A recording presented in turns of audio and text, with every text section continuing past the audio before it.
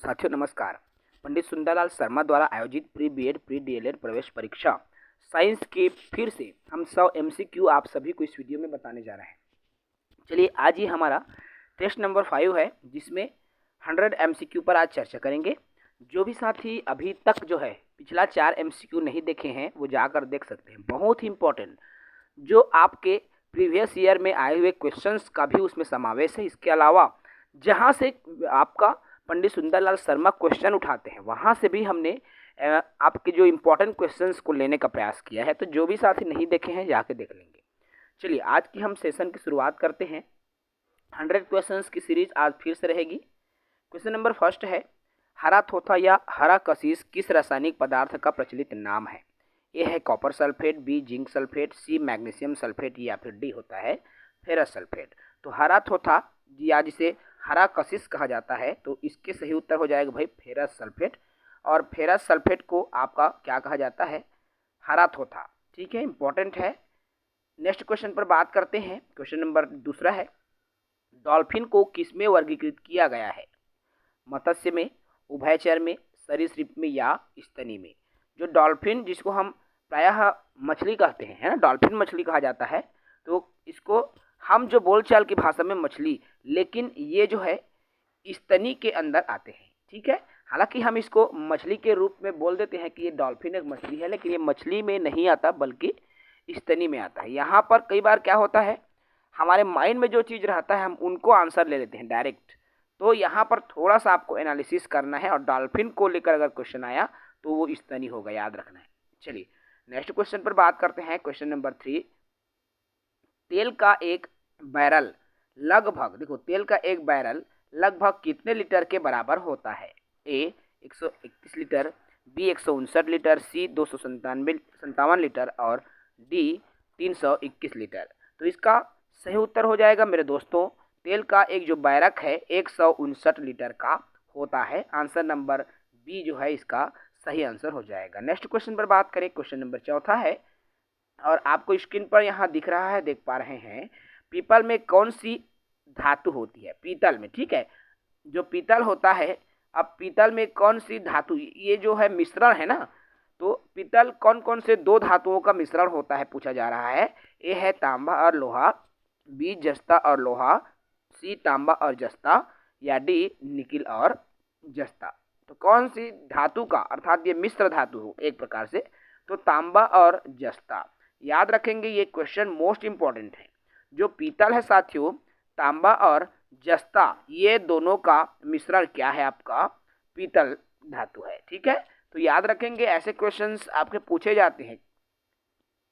Next question पर बात करें। क्वेश्चन नंबर 5 है, एडवर्ड जेनर निम्नलिखित में से किस रोग से जुड़े हैं? एडवर्ड जेनर ये किससे जुड़े हैं? ए पोलियो, बी आंत्रज्वर या सी चेचक या डी लकवा। तो देखिए एडवर्ड जेनर किससे हैं भाई? चेचक, और चेचक के टीके की खोज करता भी एडवर्ड जेनर है। याद रखना है, ये भी मोस्ट इंपॉर्टेंट क्वेश्चन है। ऐसे क्वेश्चंस आपके एग्जाम में पूछे जाते हैं। क्लियर है? नेक्स्ट क्वेश्चन पर बात करते हैं। क्वेश्चन नंबर 6 है, दूध के घनत्व को किसके द्वारा मापा जाता है? A lactometer, B hydrometer, C barometer या डी हाइग्रोमीटर। तो जो दूध का घनत्व है, अब दूध के घनत्व को मापने के लिए लैक्टोमीटर का उपयोग किया जाता है। याद रखेंगे भाई, लैक्टोमीटर। ठीक है, चलिए नेक्स्ट क्वेश्चन पर बात करते हैं। क्वेश्चन नंबर 7 है हमारा और 7वां प्रश्न है, निम्नलिखित में से प्राकृतिक रेशा कौन सा है? देखो प्राकृतिक रेशा बताना है। ए रेशम, बी रेयॉन या सी नायलॉन या डी पॉलिस्टर। तो प्राकृतिक रेशा में कौन आता है भाई? रेशम, रेयॉन। तो देखो रेशम जो है ये रेयॉन, नायलॉन, पॉलिस्टर, तो इनमें से को जो रेशम है, ठीक है, ये नेचुरल है, बाकी सब केमिकल रूप में ये बनता है। याद रखेंगे। ठीक है, नेक्स्ट क्वेश्चन पर बात करता हूँ। क्वेश्चन नंबर 8 है देखो मायोग्लोबिन में कौन सी धातु पाई जाती है? तांबा, चांदी, सोना या लोहा। ये मायोग्लोबिन हीमोग्लोबिन की ही एक रूप है मेरे दोस्तों। ठीक है, और जब बात आती है जब हीमोग्लोबिन की, जिसमें आयरन होता है, और हरे सब्जी, हरे पत्तेदार सब्जियां इसके लिए खाते हैं, तो हमको आयरन या लोहा मिलता है। तो उत्तर इसीलिए इसका लोहा होता है। ठीक है, नेक्स्ट क्वेश्चन पर बात करते हैं, क्वेश्चन नंबर 9। निम्नलिखित में से कौन सा धातु चुंबक द्वारा आकर्षित नहीं होता? नेगेटिव है यहाँ पर क्वेश्चन भी। तो चुंबक द्वारा जो आकर्षित नहीं होता, ए लोहा होता है, बी निकिल, सी कोबाल्ट या डी एल्यूमिनियम। तो इसका सही उत्तर क्या हो जाएगा मेरे दोस्तों? एल्यूमिनियम, जो कि आपके लोहा के द्वारा क्या नहीं होता भाई? आकर्षित नहीं होता है। याद रखेंगे, इंपॉर्टेंट क्वेश्चन है। नेक्स्ट क्वेश्चन पर बात करते हैं, क्वेश्चन नंबर 10वां है। आधुनिक आवर्त नियम का प्रतिपादन किसने किया था? ये आवर्त सारणी है और ये क्वेश्चन आप जो है 8वीं 9वीं से पढ़ते आ रहे हो, ठीक है। तो आवर्त सारणी जो बना हुआ है वो किसने बनाया था? तो न्यूलैंड ने, डोब्रेनर ने, मैंडलिप ने या मोस्ले। तो भाई उत्तर हो जाएगा सी वाला ऑप्शन। इसका जो सही उत्तर है, मैंडलिप ने आवर्त जो नियम है उसका प्रतिपादन किया था और आवर्त सारणी भी बनाया। क्लियर है? चलिए नेक्स्ट क्वेश्चन पर बात करते हैं, क्वेश्चन नंबर 11वां है। शार्क मछली में कितनी हड्डियां होती है? शार्क मछली जैसे ए है 206, बी 300, सी 0, 100 या फिर डी होगा 0। तो शार्क जो मछली है कितनी हड्डियां होती है? क्योंकि मछली में बहुत सारी हड्डियां, लेकिन शार्क एक ऐसा मछली है जहां पर बिल्कुल भी हड्डियां नहीं होती, ठीक है। अर्थात इसमें हड्डियों की जो संख्या है वो पूरा 0 रहता है। नहीं तो आप देखे होंगे जो भी नॉनवेज खाते होंगे, मछली खाते होंगे, वो देखेंगे बहुत सारी हड्डियां अक्सर मछलियों में पाई जाती है, ठीक है। चलिए नेक्स्ट क्वेश्चन पर बात करता हूँ, क्वेश्चन नंबर 12वां है। महासागर में डूबी हुई वस्तुओं की स्थिति जानने के लिए निम्न में से किस यंत्र का प्रयोग किया जाता है? अब कोई भी समुद्र में कोई वस्तु मान लीजिए डूबी हुई है, तो वो कैसे पता चलेगा?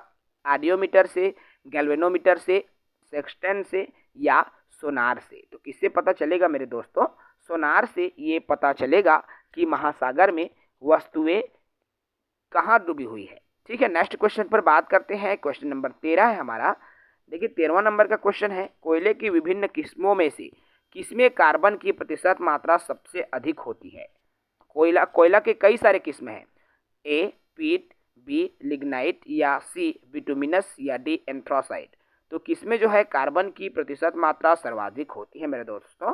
तो एंथ्रासाइड जो है इसमें कार्बन की प्रतिशत मात्रा सर्वाधिक होती है। क्लियर है? चलिए नेक्स्ट क्वेश्चन पर बात करते हैं, और नेक्स्ट क्वेश्चन है हमारा क्वेश्चन नंबर 14 है। निम्न में से कौन जो है अस्थियों और पेशियों को आपस में जोड़ता है? अस्थि और पेशी को आपस में जोड़ने वाला कौन है?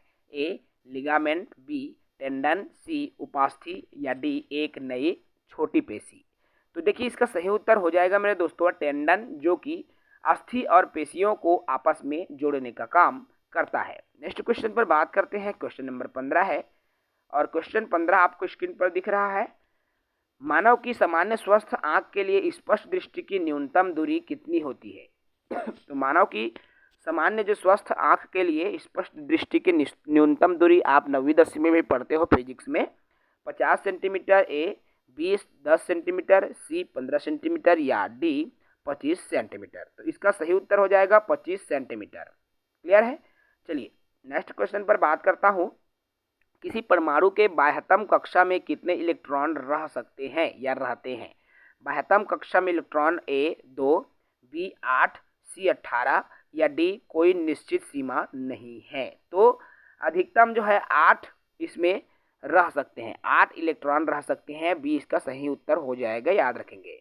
नेक्स्ट क्वेश्चन पर बात करते हैं। ब्लड कैंसर को आमतौर पर किस नाम से जाना जाता है? ब्लड कैंसर को आमतौर पर किस नाम से जाना जाता है? ए ल्यूकोडर्मा, बी ल्यूकेमिया, सी एनीमिया या डी हीमोफीलिया। तो ब्लड कैंसर को ल्यूकेमिया के नाम से जाना जाता है। भाई याद रखना, मोस्ट इंपॉर्टेंट क्वेश्चन है, ब्लड कैंसर को ल्यूकेमिया के नाम से जाना जाता है। नेक्स्ट क्वेश्चन पर बात करते हैं, क्वेश्चन नंबर हमारा 18वां है। साथियों आपको दिख रहा है, पराध्वनिक विमान किस प्रकार की तरंग पैदा करता है? ए संक्रमण तरंग, बी पराश्रव्य तरंग, डी अनुप्रस्थ तरंग या डी अवरक्त तरंग। तो 4 ऑप्शंस है। पराध्वनिक विमान जो है कौन सी तरंग पैदा करता है? तो पराश्रव्य तरंग जो है क्या करता है? पैदा करता है। नेक्स्ट क्वेश्चन पर बात करते हैं, क्वेश्चन नंबर 19, और क्वेश्चन नंबर 19 है देखिए सबसे पहले रेडियो सक्रियता शब्द का प्रयोग किसने किया था? तो रेडियो सक्रियता का प्रयोग ए हेनरी बैकरल ने, बी मैडम क्यूरी, सी रदरफोर्ड या डी ब्रॉगली ने। तो इसका सही उत्तर क्या हो जाएगा भाई, हेनरी बैक्यूरल ने क्या किया था, रेडियो सक्रियता का शब्द का सर्वप्रथम प्रयोग किया था। नेक्स्ट क्वेश्चन पर बात करते हैं, निम्न में से पेसमेकर का संबंध किससे है। पेसमेकर, ए गुर्दा से, बी दिमाग, सी फेफड़ा या डी हृदय। तो पेसमेकर का संबंध किससे है मेरे दोस्तों, तो इसका सही हो जाएगा उत्तर आपका हार्ट, जिसको हृदय कहा जाता है, यह पेसमेकर का संबंध है। ठीक है, इसी से होता है। नेक्स्ट क्वेश्चन पर बात करते हैं, क्वेश्चन नंबर 21 है, प्रकाश की गति किसके बीच जाते हुए न्यूनतम होती है। तो किसके बीच जाते हुए जो प्रकाश की गति है वो न्यूनतम होती है, ए कांच, बी निर्वात, सी जल या डी वायु। तो किसके बीच जाते हुए प्रकाश की जो गति है न्यूनतम होगी, तो कांच के बीच यदि प्रकाश पहुंचता है तो उनकी जो गति है वो न्यूनतम हो जाती है। नेक्स्ट क्वेश्चन पर बात करते हैं, क्वेश्चन नंबर 22 है, और क्वेश्चन नंबर 22 देखिए, कार्बन मोनोऑक्साइड तथा नाइट्रोजन गैस के गैसीय मिश्रण को क्या कहते हैं। कार्बन मोनोऑक्साइड और नाइट्रोजन गैस के गैसीय मिश्रण को कोल गैस कहते हैं, ए, बी जल गैस, सी प्रोड्यूसर गैस या डी प्राकृतिक गैस। ठीक है, तो कार्बन मोनोऑक्साइड तथा नाइट्रोजन गैस के मिश्रण को क्या कहा जाता है मेरे दोस्तों, तो इसका उत्तर हो जाएगा प्रोड्यूसर गैस। ठीक है, नेक्स्ट क्वेश्चन पर बात करता हूँ, क्वेश्चन नंबर 23वां है। 23वां प्रश्न है, मछलियों की यकृत के तेल में किसकी प्रचुरता होती है। तो मछलियों को जो यकृत के तेल है उसमें किसकी मात्रा ज़्यादा होगी, A vitamin A, B vitamin C, C vitamin D या डी होगा विटामिन ई। तो किसकी मात्रा प्रचुरता में पाया जाता है, तो विटामिन डी की जो प्रचुर मात्रा में यकृत के तेल में, मछली की यकृत के तेल में पाया जाता है। नेक्स्ट क्वेश्चन पर बात करता हूँ, क्वेश्चन नंबर 24 है मेरे दोस्तों, बरसात के दिन में जब हम देखो, बरसात के दिन में जल पर छोटी तैलीय परतों में चमकीले रंग दिखाई देता है। जो छोटे छोटे गड्ढा रहता है ना, उसमें तैल की तरह चमकीला दिखाई देने लगता है, लाल लाल, देखना अक्सर बहुत दिनों तक उसमें पानी जमा रहता है। तो इसका क्या कारण हो सकता है, ए प्रकीर्णन, बी परिक्षेपण, सी अपवर्तन या डी ध्रुवण। तो किसके कारण भाई ये चमकीला दिखाई देने लगता है, तो परिक्षेपण के कारण ये क्या होने लगता है, चमकीला दिखाई देने लगता है। चलिए नेक्स्ट क्वेश्चन पर बात करता हूँ, क्वेश्चन नंबर 25 है, और हाइड्रोजन के समस्थानिकों की संख्या कितनी होती है, 2, 3, 4, 5। तो हाइड्रोजन के 3 समस्थानिक होते हैं। ठीक है, याद रखना है, मोस्ट इंपॉर्टेंट क्वेश्चन है।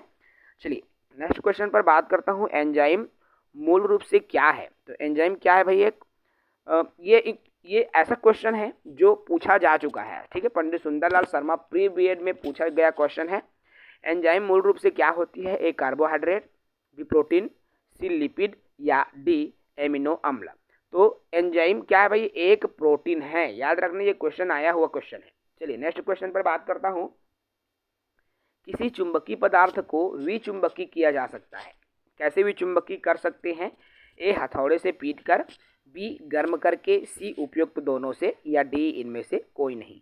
तो किसी चुंबकीय पदार्थ को हम कैसे विचुंबकीय कर सकते हैं, इन दोनों तरीकों से, अर्थात हथौड़े से पीटकर और गर्म करके, अर्थात उपयुक्त दोनों। इसका सही उत्तर हो जाएगा सी वाला ऑप्शन। नेक्स्ट क्वेश्चन पर बात करें, क्वेश्चन नंबर 28वां है, निम्नलिखित में से किस खनिज द्वारा लोहा प्राप्त किया जाता है। लोहा किस खनिज से मिलेगा, चूने का पत्थर, पिच ब्लैंड, मोनाजाइड्रेट या हेमेटाइट। तो किससे आपका लोहे की प्राप्ति होती है मेरे दोस्तों, हेमेटाइट, जो कि लोहे के ही एक अयस्क है। ठीक है, तो हेमेटाइट से क्या मिलता है भाई, लोहा की प्राप्ति होती है। नेक्स्ट क्वेश्चन पर बात करें, देखिए क्वेश्चन नंबर 29 है, मस्तिष्क निम्नलिखित में से किसके लिए जिम्मेदार होता है, सोचने के लिए, ए बी हृदय की गति नियंत्रित करने के लिए, सी संतुलन के लिए या डी उपरोक्त तीनों के लिए। तो इसका सही उत्तर हो जाएगा भाई उपरोक्त तीनों के लिए, डी वाला ऑप्शन। अर्थात मस्तिष्क जो है सोचने के लिए भी काम करता है, हृदय की गति को कंट्रोल करता है और शरीर के संतुलन को भी स्थापित करने का काम एक मस्तिष्क करता है, क्योंकि मस्तिष्क ही जो है मेन रहता है, सीपीयू है। ठीक, जो कि पूरे बॉडी पर जो है नियंत्रण इसी का होता है। नेक्स्ट क्वेश्चन पर बात करें, क्वेश्चन नंबर 30, और क्वेश्चन नंबर 30 है मेरे दोस्तों, रेडियो सक्रिय पदार्थ कौन सी किरण उत्सर्जित करता है। तो जो रेडियो सक्रिय पदार्थ है वह क्या उत्सर्जित करेगा, ए अल्फा किरण, बी बीटा किरण, सी गामा किरण या डी उपरोक्त सभी। तो इसका सही उत्तर हो जाएगा उपरोक्त सभी। ठीक है, चलिए नेक्स्ट क्वेश्चन पर बात करते हैं, क्वेश्चन नंबर 31 है, सागरीय खरपतवार किसका महत्वपूर्ण स्रोत है? तो सागरीय खरपतवार किसका महत्वपूर्ण स्रोत है? ए लोहा, बी क्लोरीन, सी ब्रोमीन या डी आयोडीन। तो जो सागरीय खरपतवार, खरपतवार मतलब आप सभी जानते हैं, ठीक है। तो ये क्या इसके लिए महत्वपूर्ण है? तो साथियों इसका उत्तर हो जाएगा आयोडीन के लिए, ठीक है। नेक्स्ट क्वेश्चन पर बात करते हैं, क्वेश्चन नंबर 32। इलेक्ट्रिक बल्ब में फिलामेंट किसका बना होता है? जो इलेक्ट्रिक बल्ब है उसका फिलामेंट ए टंगस्टन, बी नाइक्रोम, सी सीसा या डी एल्यूमिनियम। तो बहुत ही सरल क्वेश्चन है और ये क्वेश्चन आया हुआ है टंगस्टन का बना होता है जो बल्ब का फिलामेंट है, ठीक है। चलिए नेक्स्ट क्वेश्चन पर बात करते हैं। नेक्स्ट क्वेश्चन है हमारा, विद्युत धारा का चुंबकीय प्रभाव सर्वप्रथम किसके द्वारा अवलोकित किया गया था? तो किसके द्वारा अवलोकित किया गया था या देखा गया था कहना चाहिए? ए हेनरी द्वारा, बी ऑरस्टेड द्वारा, सी फैराडे द्वारा या डी वोल्टा के द्वारा। तो किसके द्वारा विद्युत धारा का चुंबकीय प्रभाव देखा गया था? तो ऑरस्टेड के द्वारा विद्युत धारा का जो चुंबकीय प्रभाव है देखा गया था। नेक्स्ट क्वेश्चन की बात करें, क्वेश्चन नंबर 34 है, मानव शरीर में वसा कहाँ जमा होती है? मानव शरीर में जो वसा है, फैट्स कह सके हैं, देखिए बाह्य त्वचा में, वसा उत्तक में, यकृत में या एपिथेलियम होता है। तो इसका सही उत्तर हो जाएगा वसा उत्तक में जमा होता है, याद रखना है। चलिए नेक्स्ट क्वेश्चन पर बात करें हैं, क्वेश्चन नंबर 35। रोल्ड गोल्ड निम्न में से किस मिश्र धातु को या किसका ये मिश्र धातु है? रोल्ड गोल्ड एक धातु है और किसका ये मिश्र धातु है? ए तांबा व चांदी का। यहाँ पर देखिए रोल्ड गोल्ड आ गया मतलब गोल्ड चीजें यहाँ पर आ सकती है, ठीक है। तो तांबा व चांदी का, बी तांबा व एल्यूमिनियम, सी एल्यूमिनियम व जस्ता या डी तांबा व सोना। तो देखिए भाई यहाँ पर तांबा और एल्यूमिनियम इसका सही उत्तर हो जाएगा, ठीक है। चलिए नेक्स्ट क्वेश्चन पर बात करते हैं, क्वेश्चन नंबर 36 है, भूकंप की तीव्रता किससे मापी जाती है? मोस्ट इंपॉर्टेंट है हुआ क्वेश्चन है दोस्तों। भूकंप की तीव्रता किसे मापते हैं? ए बैरोमीटर, बी हाइड्रोमीटर, सी पॉलीग्राफ या डी सिस्मोग्राफ। तो बहुत ही सरल सा सवाल है, सिस्मोग्राफ के द्वारा भूकंप की तीव्रता का मापन किया जाता है। नेक्स्ट क्वेश्चन है क्वेश्चन नंबर 37, निम्न में से कौन आयोडीन का सर्वोत्तम स्रोत है? ए शैवाल, बी सेम, सी मूली या डी गेहूं। तो आयोडीन का सबसे अच्छा स्रोत कौन सा है? तो शैवाल है, ठीक है। नेक्स्ट क्वेश्चन पर बात करता हूं, क्वेश्चन नंबर है आपका 38, निम्नलिखित में से कौन सी धातु उभयधर्मी ऑक्साइड बना सकता है? उभयधर्मी, तो ए सी ए, बी एन ए, सी ए आई या डी ए आई नहीं है, ये ए एल है, याद रखेंगे एल्यूमिनियम, ठीक है। और डी है साथियों कॉपर, ठीक है। चलिए इसका सही उत्तर हो जाएगा ए आई, ठीक है, एल्यूमिनियम जो कि उभयधर्मी ऑक्साइड बना लेता है। नेक्स्ट क्वेश्चन पर बात करो, क्वेश्चन नंबर 39 है, डायनमो में ऊर्जा परिवर्तन कैसे होता है? ए यांत्रिक ऊर्जा से विद्युत ऊर्जा में, बी ऊष्मीय ऊर्जा से विद्युत ऊर्जा में, सी स्थितिज ऊर्जा से गतिज ऊर्जा में या डी उपरोक्त में से कोई नहीं। डायनेमो की बात हो रही है। तो डायनेमो क्या होता है भाई? यांत्रिक ऊर्जा को विद्युत ऊर्जा में बदलने का काम कौन करता है? आपका डायनेमो करता है, ठीक है। ट्रांसफार्मर के कार्य, डायनेमो के कार्य, ये सब छोटी छोटी चीजें हैं, आपको याद रखना है क्योंकि एज इट इज ऐसे क्वेश्चंस डायरेक्ट उठा के पूछे जाते हैं। चलिए नेक्स्ट क्वेश्चन पर बात करें, क्वेश्चन नंबर 40वां है, पालक के पत्तों में किसकी मात्रा सबसे अधिक होती है? पालक के पत्तों की बात कर रहे हैं, तो ए है विटामिन, बी आयरन, सी कार्बोहाइड्रेट या डी वसा। तो जो पालक सब्जी है उसमें सबसे ज़्यादा आयरन होता है और जब आयरन की या फिर खून की कमी हो जाता है, हीमोग्लोबिन की कमी, तो आपको हरे पत्तेदार सब्जियों का ज़्यादातर सेवन करना चाहिए। ऐसा करने से साथियों आप में जो खून की कमी है वो दूर हो जाती है। और सबसे ज़्यादा जो है प्रोटीन आपका कहना चाहिए मात्रा, ठीक है, किसमें होता है? तो पालक सब्जी में आयरन की मात्रा सबसे ज़्यादा होता है, उसके बाद अन्य जो सब्जियां हैं उसमें भी होती हैं। चलिए नेक्स्ट क्वेश्चन पर बात करता हूं, क्वेश्चन नंबर 41 है, हाइड्रोजन की खोज किसके द्वारा की गई थी? ए चार्ल्स, बी कैवेंडिश या सी प्रिस्टले या डी बॉयल। तो आयरन की खोज किसके द्वारा की गई थी भाई? बहुत सरल सवाल है, कैवेंडिश के द्वारा हाइड्रोजन की खोज की गई थी। चलिए ठीक है, नेक्स्ट क्वेश्चन पर बात करें, 42वां नंबर का क्वेश्चन है, परमाणु बम का सिद्धांत किस पर कार्य करता है? परमाणु बम का सिद्धांत, ए नाभिकीय संलयन, बी नाभिकीय विखंडन, सी उपरोक्त दोनों या डी उपरोक्त किसी पर भी नहीं। तो ये जो नाभिकीय विखंडन पर काम करता है। याद रखना, परमाणु बम जो है नाभिकीय विखंडन पर कार्य। कैसे? एक परमाणु से दो निकलता है, फिर हर से दो दो निकलता है, इस तरह से एक चैन की तरह बना लेता है और परमाणु बम जो है नाभिकीय विखंडन पर काम करता है। नेक्स्ट क्वेश्चन पर बात करूं, क्वेश्चन नंबर 43 है मेरे दोस्तों, और 43 नंबर का क्वेश्चन क्या कहता है, निम्नलिखित में से कौन सा पदार्थ लोहे का सर्वोत्तम स्रोत है। अब लोहे का सर्वोत्तम स्रोत ए सेब, बी चावल, सी नारंगी या डी गेहूं। तो इसका उत्तर हो जाएगा ए, सेब जो है लोहे का सर्वोत्तम जो है स्रोत है। ठीक है, नेक्स्ट क्वेश्चन पर बात करते हैं।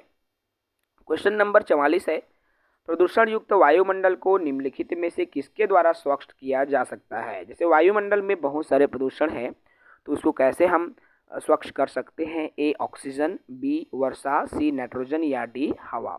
तो किसके द्वारा साथियों, आपके ऑक्सीजन के द्वारा स्वच्छ किया जा सकता है। नेक्स्ट क्वेश्चन पर बात करते हैं। क्वेश्चन नंबर 45 है, एक कृत्रिम उपग्रह में विद्युत ऊर्जा का स्रोत क्या होता है। ए थर्मोपाइल, बी सौर सेल, सी डायनेमो या डी लघु आपका नाभिकीय रिएक्टर। तो एक कृत्रिम उपग्रह, ठीक है, आर्टिफिशियल जिसको हम कह सकते हैं, तो विद्युत ऊर्जा का स्रोत कौन सा है, तो सौर सेल जो कि आपका आर्टिफिशियल विद्युत का स्रोत है। नेक्स्ट क्वेश्चन पर बात करते हैं। क्वेश्चन नंबर साथियों 46 है, शरीर के किस अंग की खराबी से मधुमेह रोग का प्रकोप होता है।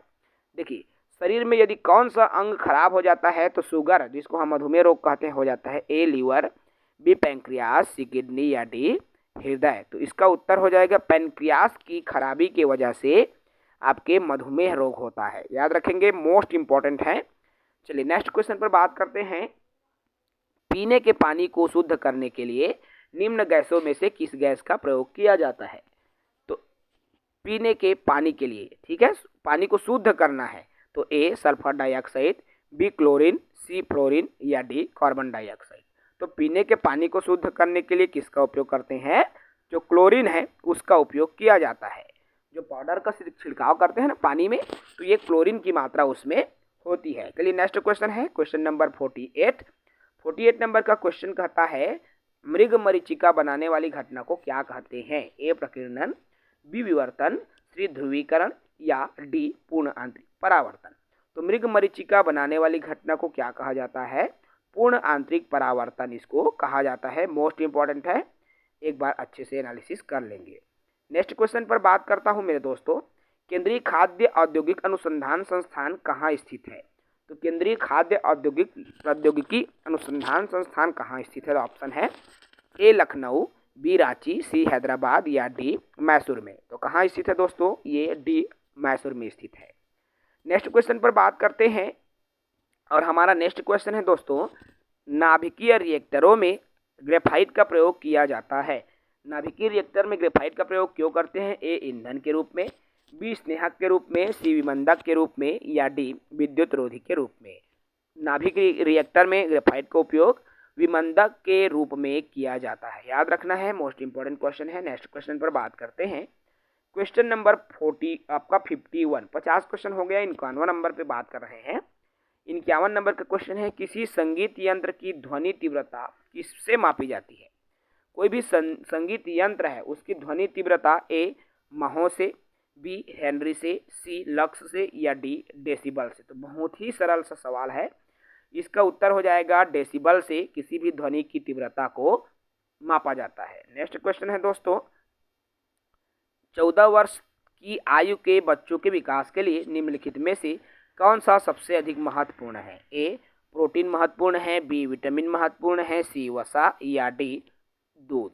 जो 14 वर्ष तक के जो बच्चे हैं, यदि उनका शारीरिक विकास अच्छे से हो, इसके लिए प्रोटीन की आवश्यकता सर्वाधिक होती है। क्लियर है, इसलिए छोटे बच्चों को अक्सर हमको दाल वगैरह का ज़्यादातर खिलाना चाहिए। दाल वगैरह खाते हैं तो बच्चों में अच्छे से विकास हो पाता है। चलिए नेक्स्ट क्वेश्चन पर बात करते हैं। क्वेश्चन नंबर 53 है, क्लोरोफ्लोरोकार्बन जिसको CFC कहा जाता है, ज़्यादातर ये कहाँ इस्तेमाल होता है। ए धुलाई मशीन में, बी सौर हीटर में या सी रेफ्रिजरेटर में या डी उपरोक्त में से कोई नहीं। तो इसका सही उत्तर क्या हो जाएगा, जो CFC क्लोरोफ्लोरोकार्बन कहाँ इस्तेमाल होता है, तो AC में होता है। ठीक है, किसमें होता है दोस्तों, रेफ्रिजरेटर में इसका ज़्यादातर इस्तेमाल यूज जो है किए जाते हैं। नेक्स्ट क्वेश्चन पर बात करता हूँ। क्वेश्चन नंबर आपका 54 है और आपकी स्क्रीन पर दिख रहा है। ठोस कपूर से वाष्प, देखो ठोस कपूर से ठोस वाष्प बनाने की प्रक्रिया को क्या कहा जाता है? ए वाष्पीकरण, बी हिमीकरण, सी ऊर्ध्वपातन या डी पिघलना। तो क्या कहा जाता है मेरे दोस्तों? ऊर्ध्वपातन कहा जाता है, याद रखना। ठीक है, ऊर्ध्वपातन क्यों कहा जाएगा दोस्तों? यहाँ पर देखो ठोस से वाष्प के रूप में उसको बदलना ऊर्ध्वपातन कहलाता है। ठीक है, चलिए नेक्स्ट बात करते हैं। क्वेश्चन नंबर 55 है और निम्नलिखित में से किसका उपयोग रक्त कैंसर के उपचार में किया जाता है? रक्त कैंसर के उपचार में किसका उपयोग होगा? ऑप्शन है A iodine 131, B sodium 24, C phosphorus 32 या डी कोबाल्ट 60।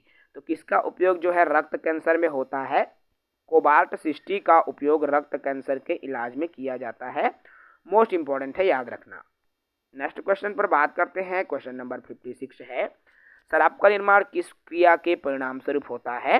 तो शराब का निर्माण किस क्रिया से होगा? ए किण्वन, बी उत्प्रेरण या सी संयोजन, डी विस्थापन। तो शराब का निर्माण किस क्रिया के परिणाम स्वरूप होगा मेरे दोस्तों? तो किण्वन के प्रक्रिया के परिणाम स्वरूप शराब का निर्माण होता है। नेक्स्ट क्वेश्चन पर बात करूं, क्वेश्चन नंबर 57, एसआई पद्धति में लेंस की शक्ति की इकाई क्या होती है? लेंस, ए वाट, बी डायऑप्टर, सी ऑप्टर या डी मीटर। एसआई पद्धति की बात हो रही है तो इसका उत्तर हो जाएगा डायऑप्टर होता है। ठीक है, लेंस की यूनिट जो है डायऑप्टर होता है। नेक्स्ट क्वेश्चन की बात करें, क्वेश्चन नंबर 58 देखो, ईईजी से किस अंग की कार्यप्रणाली प्रकट होती है? हृदय, मस्तिष्क, कान या यकृत। तो ईईजी इससे क्या होता है दोस्तों? मस्तिष्क की जो है कार्यप्रणाली प्रकट होती है। नेक्स्ट क्वेश्चन पर बात करता हूँ। क्वेश्चन नंबर 59 है और 59 का उत्तर क्या हो जाएगा? देखिए, अधिक मात्रा में एथाइल अल्कोहल का सेवन करने पर बुरा प्रभाव पड़ता है। किस पर? अधिक एथाइल अल्कोहल मतलब अधिक मात्रा में जब दारू पीते हैं, शराब पीते हैं, है ना भाई, नशा करते हैं, तो कौन सा अंग प्रभावित होता है? ए किडनी, बी लीवर, सी हृदय या डी हार्ट। तो इसका सही उत्तर क्या हो जाएगा मेरे दोस्तों? जो लीवर है वो ज़्यादा प्रभावित होती है। इसलिए कहते हैं जो ज़्यादातर जो ड्रिंक करते हैं उसके लीवर ज़्यादातर खराब होते हैं या पाचन शक्ति कमज़ोर होने लगती है। स्टार्टिंग जो है ये लक्षण है। नेक्स्ट क्वेश्चन पर बात करें। क्वेश्चन नंबर 60 है, यदि एक पेंडुलम से दोलन करने वाली घड़ी को पृथ्वी से चंद्रमा पर ले जाया जाए तो घड़ी होगी। अब पृथ्वी से यदि हम चंद्रमा पर उस घड़ी को ले जाते हैं तो क्या हो जाएगा? ए सुस्त हो जाएगा, बी तेज हो जाएगा, सी पृथ्वी के समान समय देगी या डी कार्य करना बंद कर देगी। तो इसका उत्तर हो जाएगा वो सुस्त हो जाएगा, वो स्लो चलने लगेगा। ठीक है, चलिए नेक्स्ट क्वेश्चन पर बात करता हूँ। क्वेश्चन नंबर 61 है, चिकित्सा शास्त्र के जनक किसे कहा जाता है? ए अरस्तु, बी थियोफैट्स या सी हिप्पोक्रेट्स या डी हो जाएगा गैलन।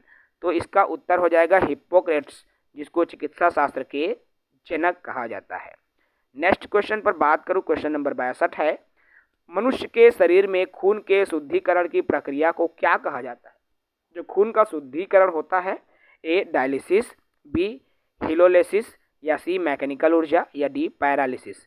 तो इसका सही उत्तर हो जाएगा डायलिसिस। ठीक है, यहाँ पर पैरालाइसिस है और पैरालाइसिस का मतलब लकवा होता है। ठीक है, तो उत्तर हो जाएगा डायलिसिस।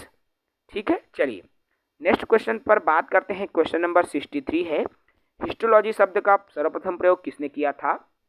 ए Mayer, B Schleiden, C Robert Hooke या डी मैमन ने।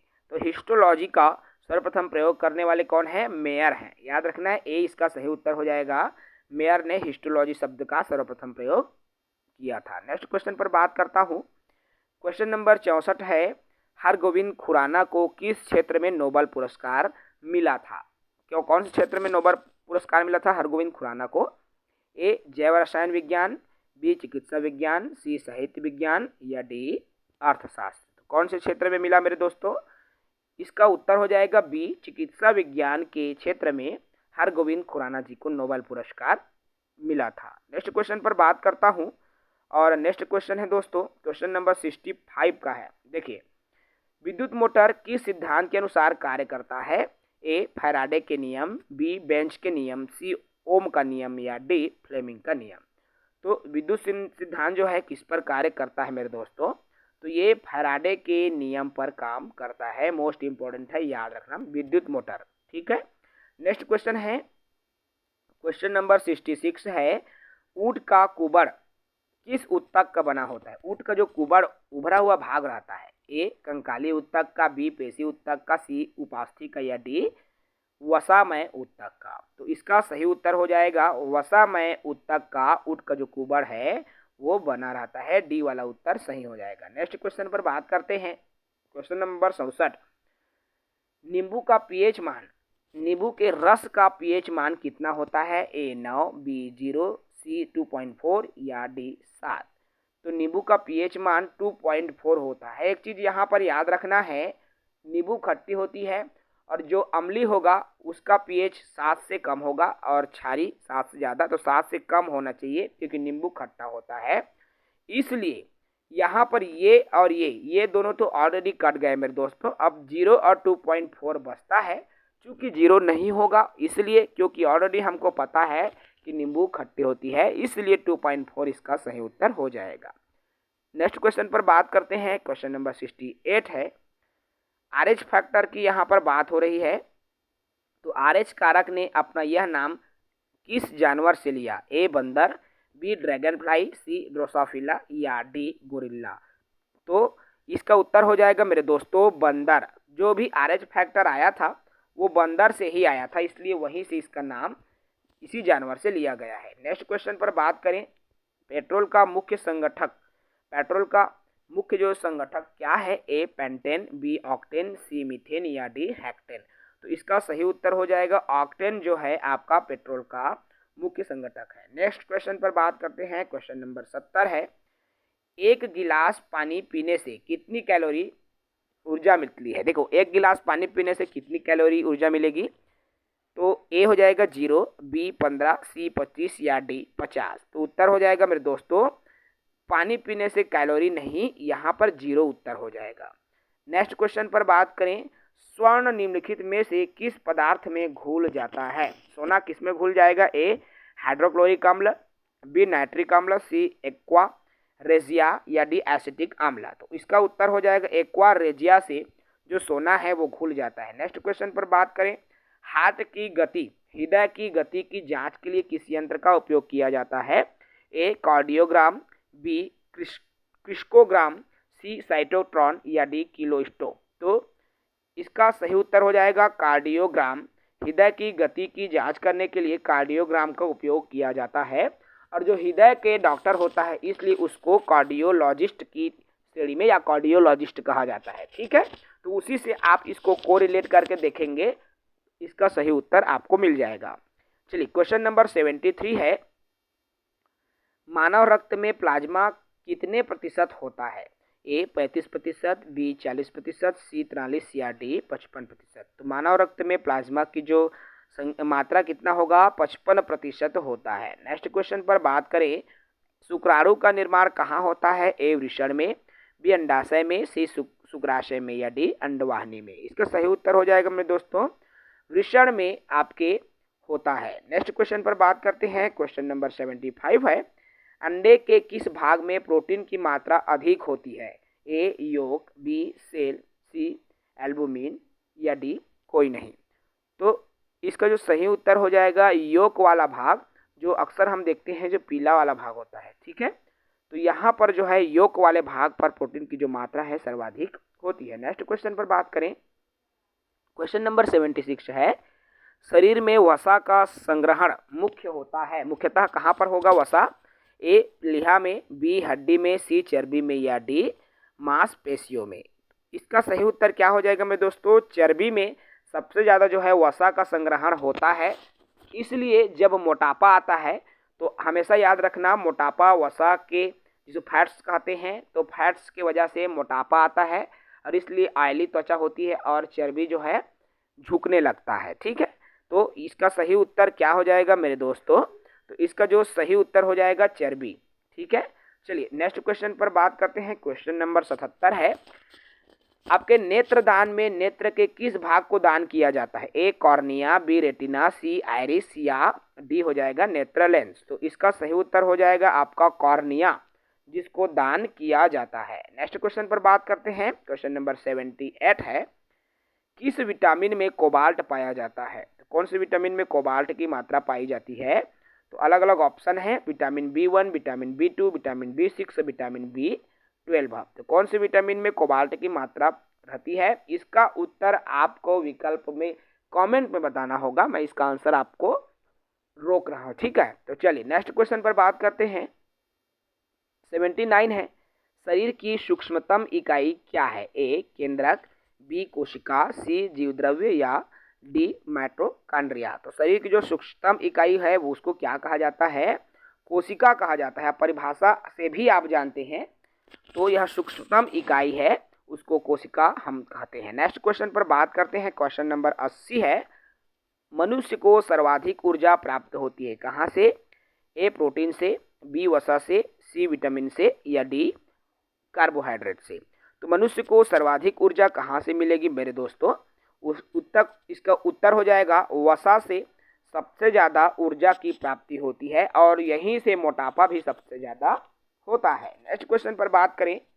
देखिए, अगर शरीर में जितनी ऊर्जा चाहिए, यदि उतनी ऊर्जा देंगे तो शरीर फिट रहेगा, लेकिन उससे ज़्यादा हुआ तो फिर शरीर में मोटापा आती है।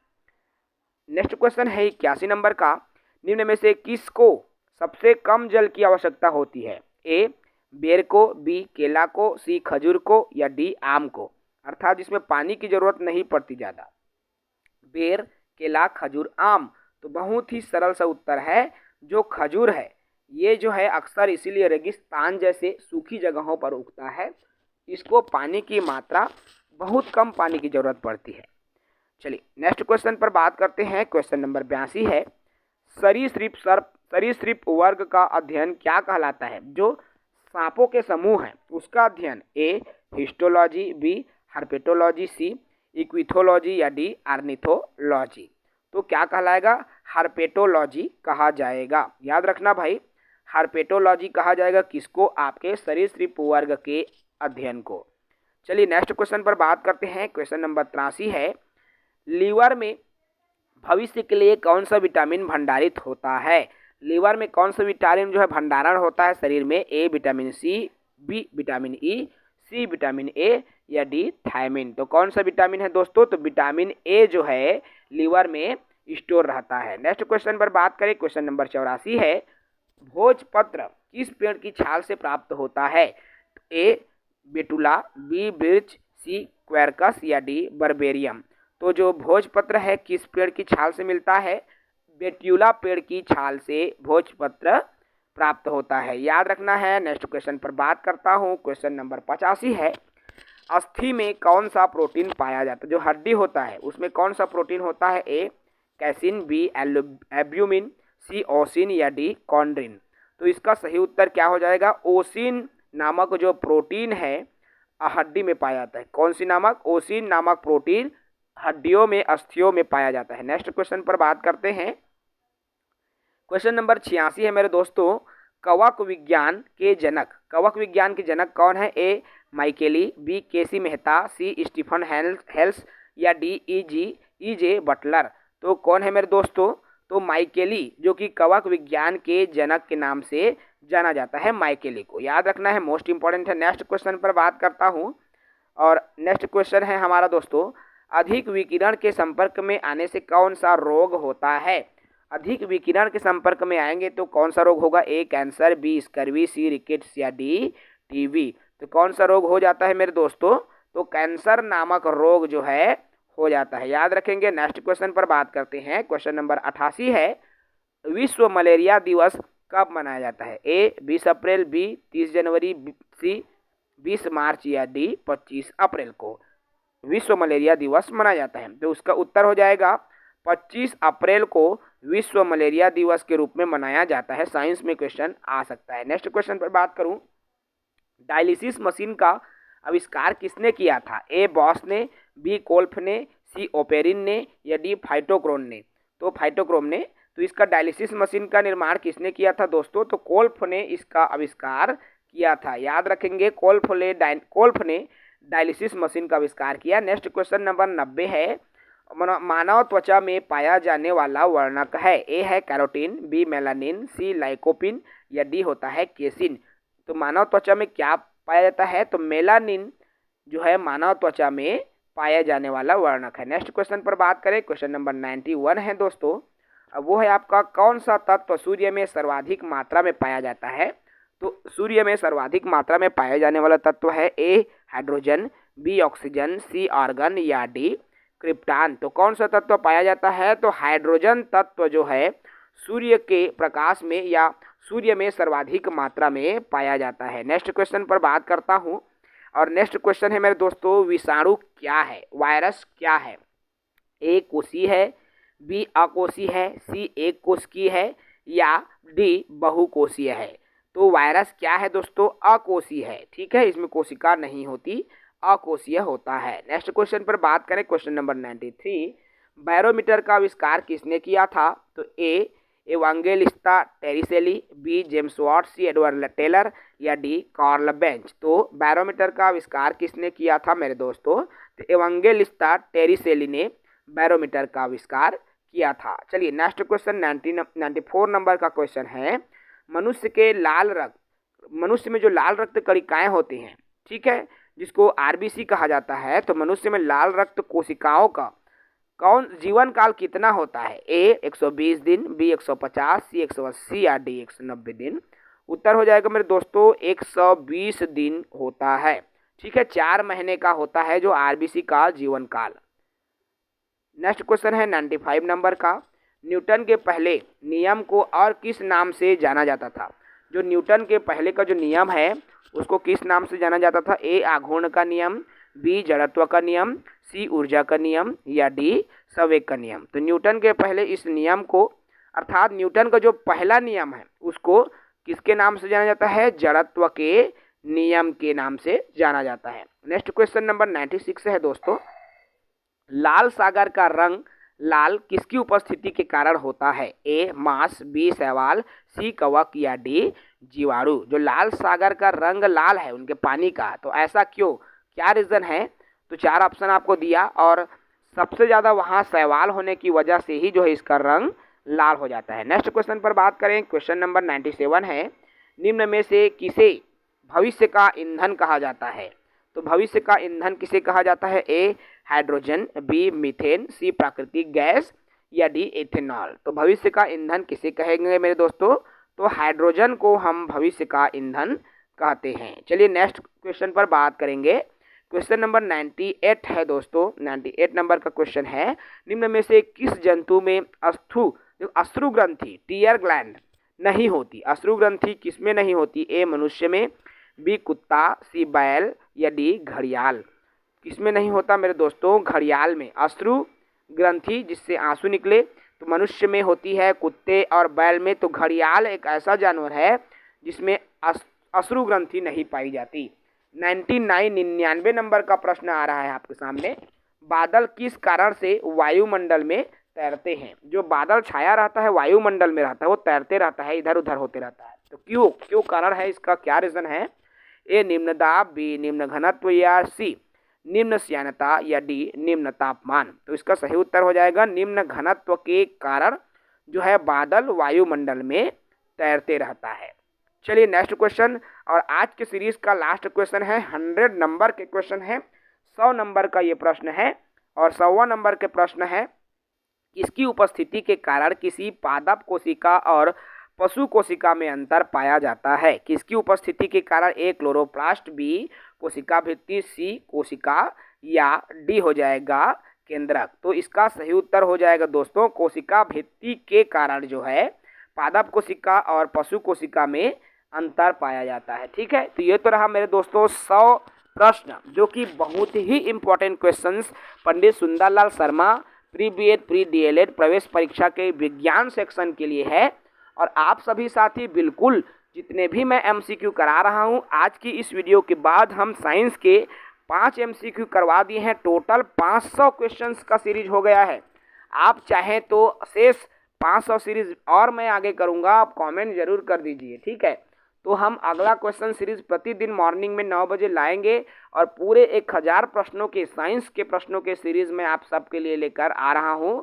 तो चैनल को सब्सक्राइब करके रखें। और कई कमेंट आ रहे हैं जनरल नॉलेज के एमसीक्यू को लेकर, तो मैंने इसके पहले जनरल नॉलेज में 2 वीडियो बनाया है जो कि आपके वन लाइनर है। वन लाइनर को भी मैं आपको बता दूंगा, उसमें भी हमारे 1000 सीरीज हैं। तो मैं कोशिश करूंगा कि अधिक से अधिक जो है क्वेश्चंस आपको बता सकूं। ठीक है, तो चलिए इस वीडियो में इतना ही। चैनल को सब्सक्राइब करके रखें। पूरे 20 तारीख को एग्ज़ाम है और एग्ज़ाम तक जो है मैं आपके जितने ज़्यादा क्वेश्चंस हो सके मैं आपका सॉल्व करवाने का प्रयास करूंगा। इस वीडियो में इतना ही। विमल सर को इजाज़त दीजिए, फिर मिलेंगे एक नई वीडियो के साथ। जय हिंद, वंदे मातरम।